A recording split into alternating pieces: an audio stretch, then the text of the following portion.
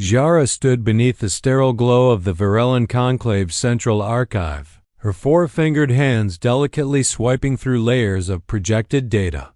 The lines of code and cellular diagrams danced before her compound eyes, each detail a mesmerizing glimpse into something no other Varellan dared explore: human motherhood. In the Conclave, reproduction was a mechanical process. Each citizen was cloned in incubation chambers, grown for utility and specialization. There was no pregnancy, no parents, no chaos. Emotions were weaknesses. Attachment was a liability. To question this system was to flirt with exile or worse, but Jara had never fit comfortably within the sterile precision of Varellan life. As a xenobiologist specializing in Terran life, she had access to Earth's medical histories, cultural databases, and behavioral studies. At first, her colleagues tolerated her odd fascination with humans, especially their physical resilience, emotional variability, and chaotic development. But when she began studying gestation and parental bonding, their tolerance turned to concern. "It's inefficient," her supervisor Tarvik had said coldly one day. "The human female sacrifices mobility, stability, and biological equilibrium for months to bear offspring internally. Illogical." "It's beautiful," Jara had whispered, more to herself and to him. That word sealed her fate. Beautiful. No Varellan used such language. Emotion in speech was considered a cognitive contamination. Jara couldn't help it. She had seen the sonograms, the images of unborn infants curled within their mothers, the heartbeat monitors, the birthing cries followed by the first breath of a newborn in its parents' arms. There was something sacred about it. Something alive. She began sneaking more time in the archives, watching videos of human childbirth, reading memoirs, poetry, even lullabies. One journal entry by a human woman stayed with her. "When she kicked for the first time, I realized there was a world growing inside me. I wasn't alone anymore." Jara's chest ached at those words. Her fascination became obsession. She petitioned the Conclave for clearance to Earth to conduct advanced study of Terran genetic resilience in live environments. A veiled request, but the Council saw through it. "Request denied." The reply came swiftly. "Your attention to emotional substructures in alien biology indicates potential deviation. Further inquiry into reproductive customs is unauthorized." Undeterred, she filed again. And again. The third time, she was summoned in the cold judicial hall. A panel of 13 Varellans stared at her like a diseased specimen. One of them, Supreme Xenologist Valthrin, said plainly, "Jira, you are not being punished yet. But one more breach of protocol and your research will be terminated. Permanently.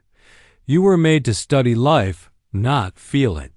She left the chamber in silence, but her resolve only hardened. The Conclave had erased feeling, but she had tasted enough of Earth's truth to know that feeling was life's heartbeat. That night, Jara made a decision that would brand her a traitor forever. She encrypted her files, packed a compressed nanokit of her personal genome studies, and sent a single message to a contact she had never met in person, a Terran freighter pilot who once smuggled forbiddens. Varellan tech out of orbit. I want passage to Earth. No return. Within hours, her lab access was terminated. Surveillance drones trailed her. She ducked into old maintenance corridors where the sensors were weakest. Her heart normally measured, regulated, pounded with unfamiliar terror. It was a human kind of fear. A human kind of rebellion. At Dock 47, her contact was waiting. A woman named Juno, with a cybernetic eye and a scar across her jaw. "You really want to leave all this?" Juno asked, eyeing the gray Varellan towers behind them. Jara nodded. "I want to feel what they call motherhood." Juno stared for a moment, then grinned. "Well, Damn. You aliens always surprise me. The freighter launched an hour later, with Zhara hidden inside a storage pod filled with medical drones. She didn't look back. As the ship breached Varellan orbital space, alarms sounded across the capital, but it was too late. Zhara had fled, leaving behind everything she had known: her home, her rank, her people. But she had something now she never had before. The air in Geneva was humid, heavy with the scent of rain and life. It was everything Zhara's homeworld was not. Her first steps on Earth were cautious, slow, but every breath carried 1,000 sensory inputs that thrilled her. Laughter from a nearby park, the rustling of leaves, a child's cry in the distance. Her synthetic disguise held. With dermal pigmentations and soft tissue restructuring, she passed as a particularly odd-looking human from a remote colony world. Her papers, courtesy of smugglers sympathetic to the Terran underground, named her Dr. Aria Vel, a geneticist. Seeking to contribute to Terran reproductive science. It didn't take long for her brilliance to be noticed. Her knowledge of embryonic manipulation, gene grafting, and cellular memory stunned every researcher she worked alongside. But while others saw fame, grants, or patents, Zhara worked with quiet intensity, chasing one goal: to adapt her own body to support human-style gestation. It was in the Geneva Institute for Biological Integration where she met Dr. Elias Trent. Elias wasn't a flashy scientist. His lab coat was always stained with coffee or baby formula, and he wore a mismatched pair of socks like it was a uniform. But he was known for solving impossible problems with compassion and creativity. Unlike his peers, he didn't treat patients as data points. Their first meeting was brief, almost forgettable. Zhara had reviewed a failing hybrid embryo project, a human woman attempting to carry a half-Malari fetus. The internal chemistry was collapsing. The embryo had mere hours before rejection. While others panicked, Zhara walked in silently, adjusted the nutrient flow, injected a stabilizing protein matrix she'd synthesized the night before, and walked out without a word. The embryo stabilized in minutes. Later, Elias found her in the research wing, peering over cellular schematics. "You saved the life today," he said. "I stabilized a matrix," she replied flatly. He smiled. "You can pretend you don't care, but I've seen your eyes when you watch the sonograms." Zhara hesitated. No one had ever spoken to her like that, gently, without suspicion or superiority. "Why are you here?" Elias asked softly. "You could work for any megacorp in the galaxy, but you're here, helping struggling couples and working with failing embryos." "Why?" Zhara considered lying. Then, for the first time in her life, she told the truth. "I want to be capable of what humans call motherhood." Elias blinked, unsure if he'd misheard. When she didn't laugh, he realized she was serious. He took a seat beside her, folding his hands. "Aria," he said, still using the name she had given, "you're not from around here, are you?" "No," she admitted. He nodded slowly. "Okay, okay," she repeated, confused. "I don't need your full story. Just tell me how I can help." Zhara stared at him. No judgment, no fear, just calm acceptance. Humans were truly bizarre. That conversation was the beginning of a partnership that defied biology, ethics, and probability. Elias was the first human she trusted, and the only one willing to take the risk with her. The first step was re-engineering her physiology. Varellans had no reproductive system in the Terran sense. No womb, no endocrine response, no hormonal cycles. Their bodies were built for logic and efficiency, not vulnerability. So they began crafting one. They designed a synthetic womb, grown from a blend of Varellan-compatible biotissue and Terran uterine structures. It had to integrate with her circulatory system, withstand hormonal injections, and allow embryo implantation. Every simulation ended in failure at first, but Elias refused to give up. He adapted surgical protocols from human cancer treatments. Jara modified immune dampeners borrowed from her species' regeneration therapies. It was brutal. She endured surgeries that left her too weak to walk, fevers that bent her alien physiology to its limits, and moments where her body tried to reject itself. Each time, Elias was there, steady hands, warm eyes. They worked through the nights, sharing meals over microscopes and coffee-laced nutrient packs. Slowly, their partnership deepened, not just as colleagues, but as friends. Sometimes, Jara caught him looking at her with an expression she didn't understand. Then one night, after an intense surgical prep, she collapsed. Elias carried her to the recovery bed himself. As she drifted into sleep, she asked him, "Why? Are you helping me?" He paused before answering, "Because what you're doing is brave, and because no one should have to fight for love alone." Jara's chest tightened at that word again, love. The rain beat gently against the window of the Geneva Institute as Jara stared at the diagnostic monitor, unblinking. It was the 13th attempt. 13 embryos had failed to implant, and 12 times she had nearly died trying. But this one was different.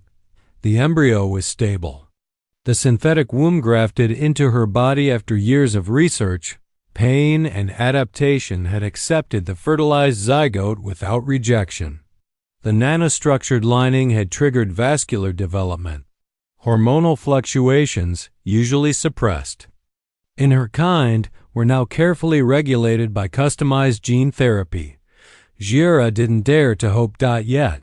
As Elias reviewed the numbers beside her, a smile broke across his tired face. He leaned closer to the screen, tapped a pulsing line with trembling fingers. "There," he said softly. "See that rhythm? That's a developing heartbeat." For a second, Jara felt as though the world had stopped spinning. The monitor emitted a faint thump-thump, thump-thump in a steady rhythm. The sound was weak, almost fragile, but unmistakable. Her child's heart, her throat tightened. She had studied millions of biological signals across her career. She had mapped neural firings, cataloged alien enzyme reactions, even observed the synchronized spawning rituals of the trichine.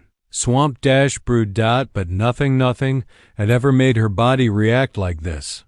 "Is it real?" she whispered. Elias nodded. "As real as anything I've ever seen. Aria, you're pregnant." She didn't cry. Virulence didn't produce tears, but her vision shimmered. Her hand hovered over her belly, palm open, as if she could feel the faintest flutter of new life. It was impossible. And yet here she was. The news spread cautiously within the inner circles of the Institute. Few knew the truth of Jara's origins, but even among those who believed she was merely a radical gene engineer from a fringe colony, the feat was stunning. But this miracle came at a cost. Her body was not designed for pregnancy, especially not hybrid pregnancy. The first few weeks were tolerable, but by the end of the second month, her physiology began rebelling. Her temperature spiked erratically. Her spine ached under the pressure of slowly shifting bone density. Her nervous system lit up with pain, signals she didn't have the receptors to process. And yet, she endured, because the heartbeat still echoed. Elias stayed by her side through it all, modifying support equipment daily. He injected stabilizers when her blood thickened dangerously. He carried her when her legs wouldn't respond. He rewrote entire protocols around her condition. One morning, after a particularly harrowing collapse, Elias sat at her bedside, his eyes bloodshot with exhaustion. "You don't have to keep pushing," he said quietly. "If we transfer the embryo to an artificial matrix, we might still save it. You don't have to die to prove something." Jara opened her eyes slowly. "I'm not doing this to prove anything," she said, voice raspy. "I'm doing this Because I want to be part of it. I want to feel what a human mother feels.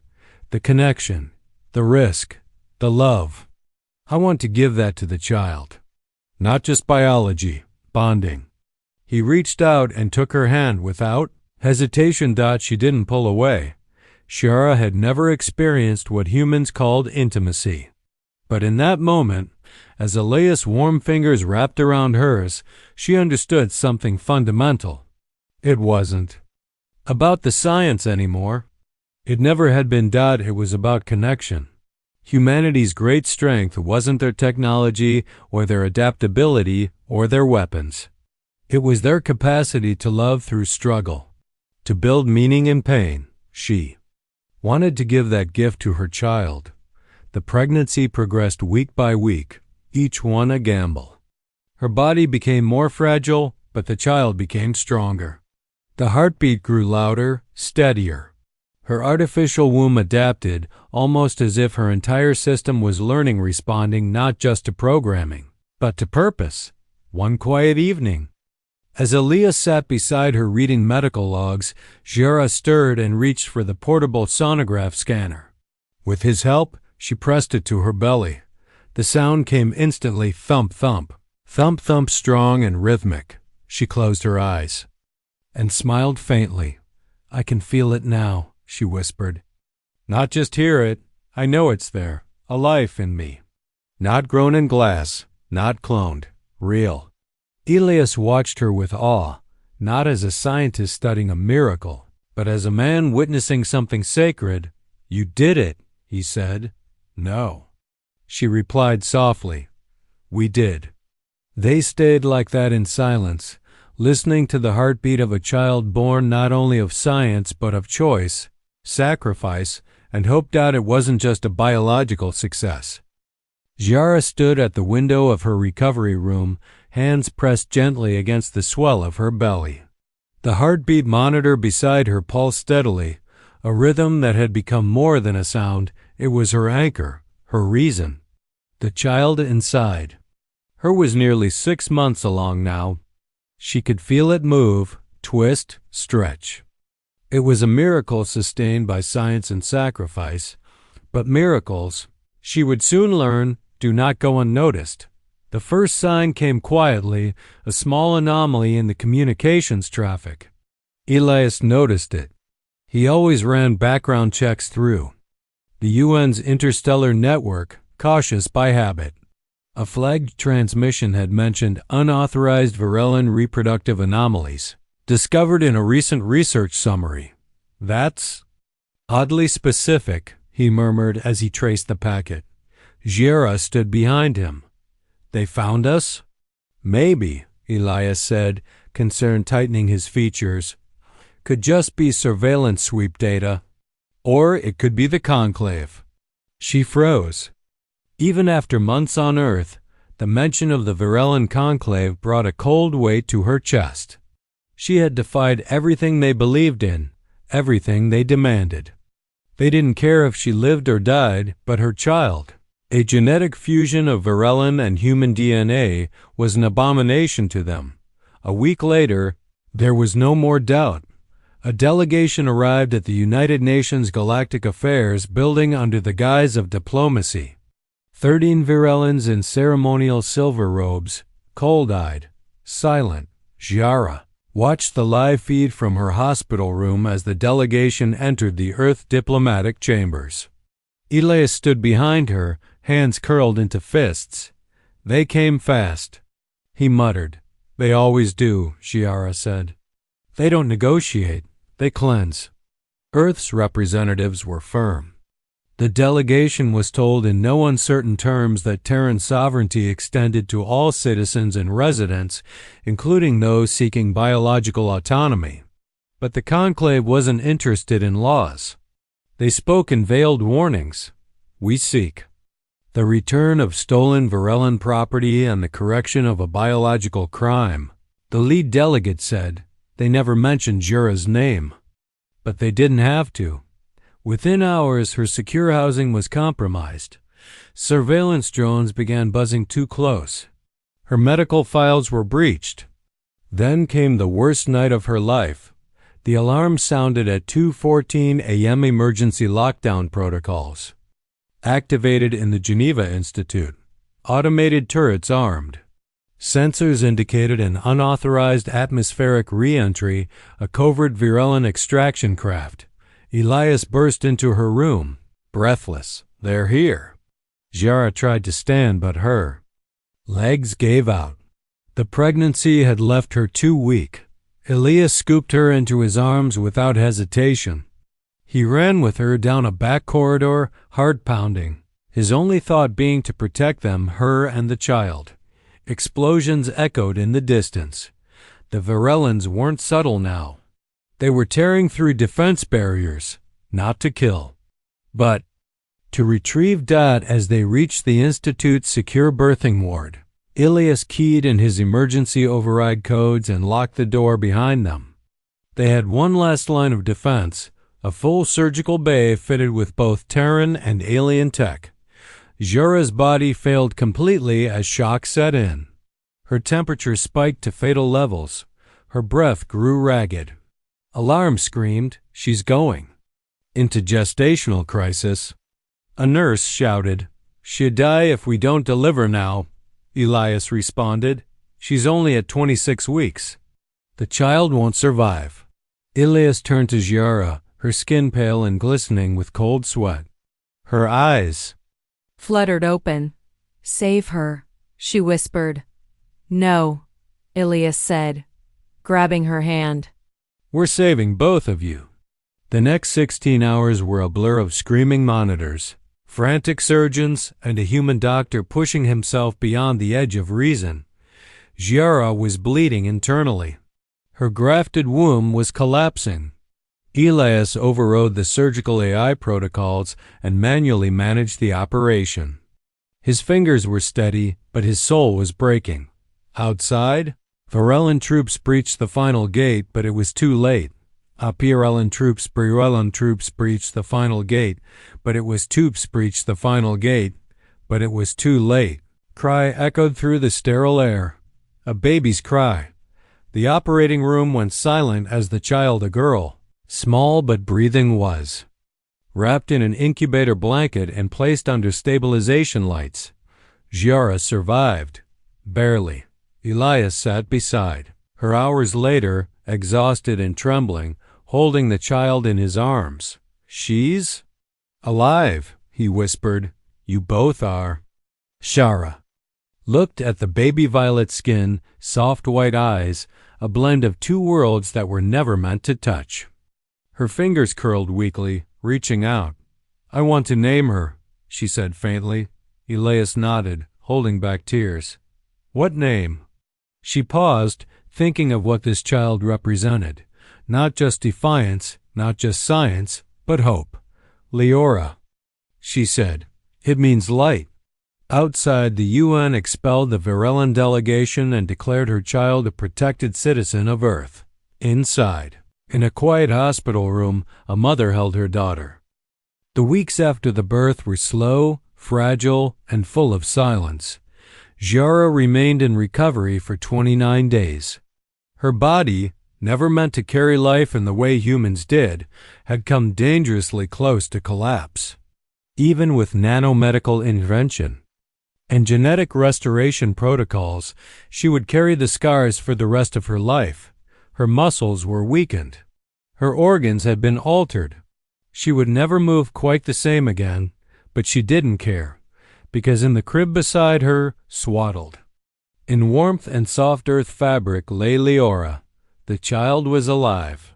She was tiny, still fighting the aftershocks of a premature delivery, but every breath she took, every heartbeat, was a reminder that the impossible had happened. A child born of Virellan and human blood. A child born of choice. Giara held her daughter for the first time on the 30th day. Leora was still under protective shielding and oxygen enrichment, but the doctor said she could now be held with gloves and a chest monitor as the nurse guided the infant into her arms. Giara's hands trembled. The baby weighed almost nothing. And yet, As she rested against Jura's chest, her warmth spread through the Varellan's altered body like sunlight piercing through a storm. "She's so small," Jura whispered, eyes wide with wonder. "But she's a universe."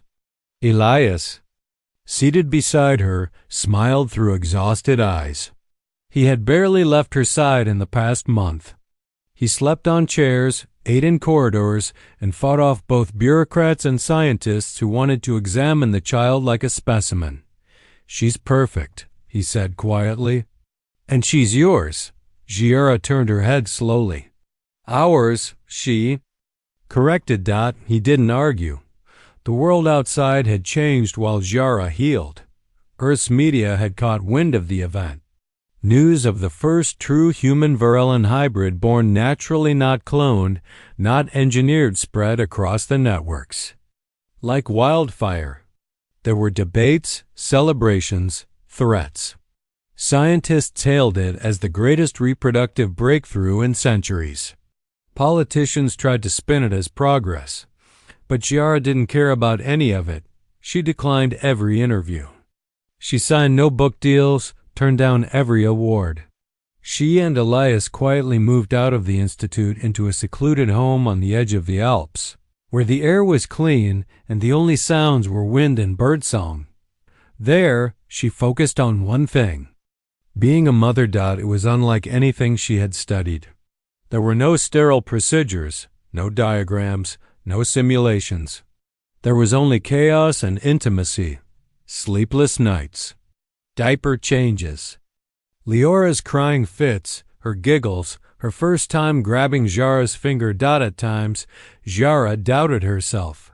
Her species had evolved without parents. No lullabies, no bedtime stories. She worried she would fail, that she couldn't nurture in the way humans did. But every time Leora looked up at her with those impossibly innocent eyes, Jura felt her fears fade. One afternoon, while Elias was tending to the garden and the sun warmed the wooden floor of their small home, Leora took her first steps. It was clumsy, 2 short steps followed by a wobble and a fall. But she laughed. Jura rushed over, scooped her into her arms, and pressed her forehead against her daughter's. "You're walking," she said, stunned. "You're becoming." Leora simply babbled in response, giggling as she tugged on her mother's nose. That night, as they sat together, Elias reading a book, Leora asleep in her crib, Jura whispered, "I understand now." "Understand what?" Elias asked. "Why humans do it," she said. "Why they endure the pain, the risk, the vulnerability." She turned to him, eyes shining in the dim light. "Because it's worth it." Elias set the book down. "She's going to change everything, you know? The way our species see each other, the way the galaxy thinks of life." Jura shook her head gently. "Let the galaxy talk. I don't care if she's a symbol. To me, she's my daughter. She is not a project or a political statement. She is light. That's why I named her Leora." Elias reached for her hand, and she let him take it. There was no fear in her touch anymore. Only calm. From a cold, emotionless lab on a distant star to this moment of warmth on Earth, Jura had traveled farther than any explorer before her. Not through space, but through being. She had risked everything: her name, her people, her body to feel what humans called motherhood. And now, as she listened to the gentle breathing of her sleeping child, she realized she hadn't just become a mother, she had become whole.